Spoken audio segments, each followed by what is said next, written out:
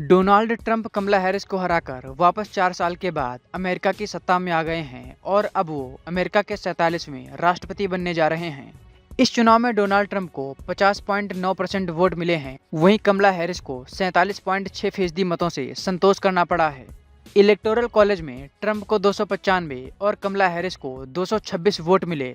आपको बता दें कि अमेरिका में राष्ट्रपति बनने के लिए बहुमत का आंकड़ा 270 है। ट्रंप की इस जीत पर दुनिया भर से बधाई संदेश आ रहे हैं। पीएम मोदी, बेंजामिन नेतन्याहू समेत दुनिया भर के तमाम नेताओं ने ट्रंप को जीत की बधाई दी है। सबसे इंटरेस्टिंग बात यह है कि रूस के राष्ट्रपति व्लादिमीर पुतिन का भी ट्रंप की जीत पर रिएक्शन आया है। पुतिन ने कहा है कि मैं डोनाल्ड ट्रंप को इस अवसर पर संयुक्त राज्य अमेरिका के राष्ट्रपति के रूप में उनके चुनाव पर उन्हें बधाई देता हूं। पुतिन ने इसके साथ ही कहा कि डोनाल्ड ट्रंप ने यूक्रेन संकट को खत्म करने में मदद करने के लिए रूस के साथ संबंध बहाल करने की इच्छा के बारे में जो कहा है वो बात वाकई में ध्यान देने लायक है। आपको बता दें कि अभी कुछ दिन पहले डोनाल्ड ट्रंप ने कहा था कि अगर वो अमेरिका के राष्ट्रपति बनते हैं तो वो 24 घंटे के अंदर रूस और यूक्रेन का युद्ध रुकवा देंगे। ट्रंप के इस बयान का क्रेमलिन ने स्वागत किया था। डोनाल्ड ट्रंप के राष्ट्रपति बनने के बाद यूक्रेन की मुश्किलें बढ़ सकती हैं। ट्रंप ने यूक्रेन को दी जा रही मदद को अमेरिका में इलेक्शन का एक बड़ा मुद्दा बनाया था। जब रूस और यूक्रेन का युद्ध शुरू हुआ था तब ट्रंप के करीबी और दुनिया के सबसे अमीर व्यक्ति एलन मस्क ने सोशल मीडिया प्लेटफॉर्म एक्स पर पोस्ट करते हुए कहा था कि उनके पास रूस और यूक्रेन युद्ध को रोकने का सुझाव है। एलन मस्क ने कहा था कि जिन इलाकों पर रूस ने कब्जा कर लिया है वहां जनमत संग्रह होना चाहिए, जिससे वहां की जनता ये डिसाइड कर सके कि वहां के लोग किस देश के साथ मिलना चाहते हैं।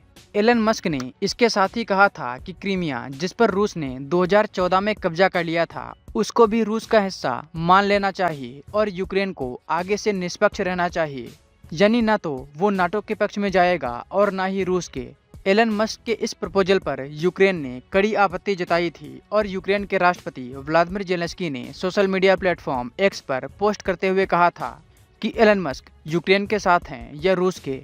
डोनाल्ड ट्रंप की सरकार में एलन मस्क की एक अहम भूमिका रहने वाली है और एलन मस्क के 2022 के इस बयान से आप अंदाजा लगा सकते हैं कि अमेरिका की नई सरकार का यूक्रेन पर क्या स्टैंड रहने वाला है। एलन मस्क के अलावा अमेरिका के नए उपराष्ट्रपति बनने जा रहे जेडी वेंस ने भी यूक्रेन को दी जा रही मदद की कई बार आलोचना की है। यही नहीं, जेडी वेंस ने नाटो की भी कई बार कड़ी निंदा की है। आपको जानकारी के लिए बता दें कि रूस और यूक्रेन युद्ध के 2.5 साल से भी ज़्यादा हो गए हैं और ये युद्ध अभी भी जारी है। अमेरिका और पश्चिमी देशों के सपोर्ट से यूक्रेन अभी भी रूस को कड़ी टक्कर दे रहा है। हालांकि रूस ने इस मदद के बावजूद भी यूक्रेन के बड़े इलाके पर अपना कब्जा कर लिया है।